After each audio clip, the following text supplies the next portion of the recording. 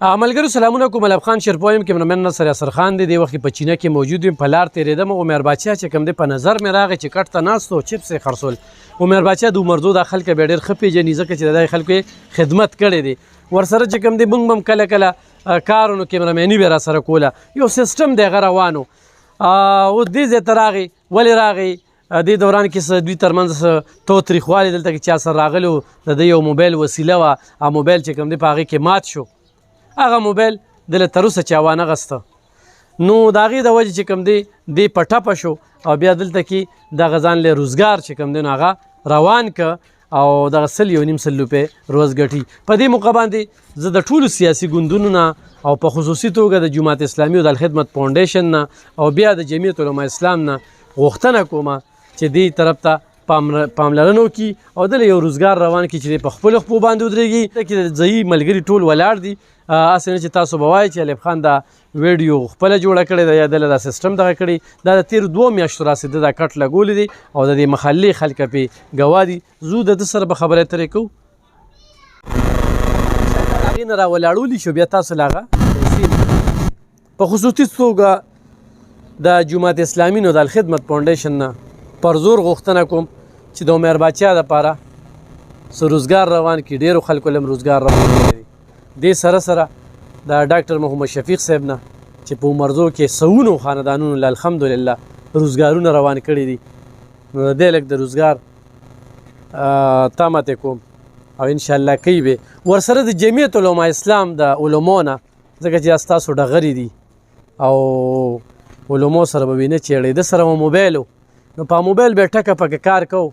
او موبایل مات شو په یو جګړه کې. د هغې نه پس دی د موبایل مالک شوی نه دی او د هغې نه پس دې کټ ته چې کوم دی هغه ناست دی او د هغه مزدوري کوي. دې خو راشه که نه ورور مې څومره وخت نه دلته دې ناست دی عمر څومره وخت نه ناست دی؟ السلام علیکم. وعلیکم السلام.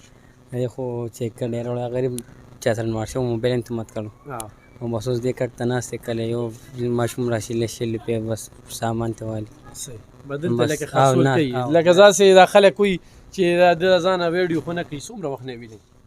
یاره جی یو کال نیمه شو.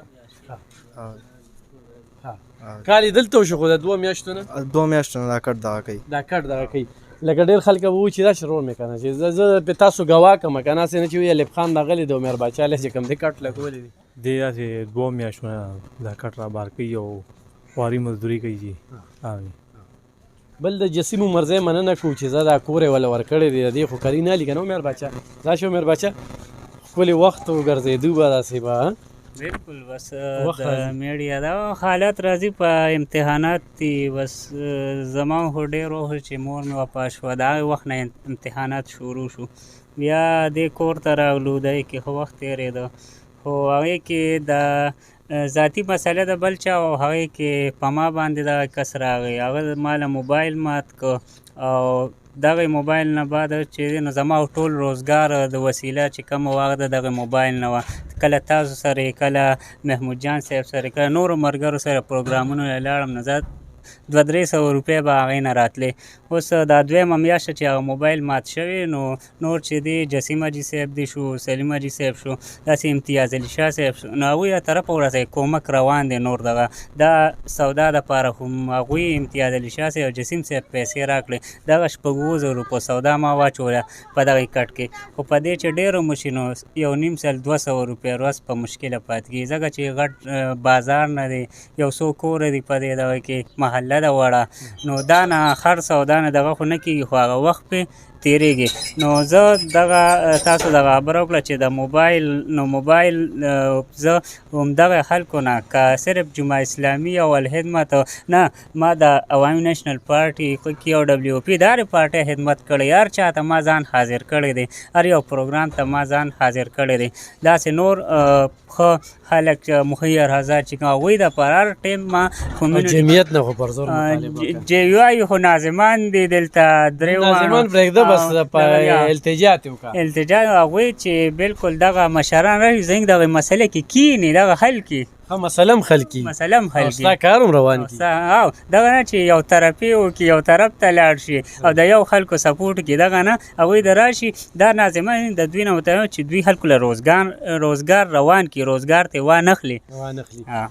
ستا موبایل نمبر څه دی؟ زه خو موبایل نه کنو څوک خو به سره رابطه کوي. نو بس اوس را سره یو ساده موبایل دی 0313 66 91 899 0313 66 91 899. په هغې به اوس ایزي پیسه ولګي.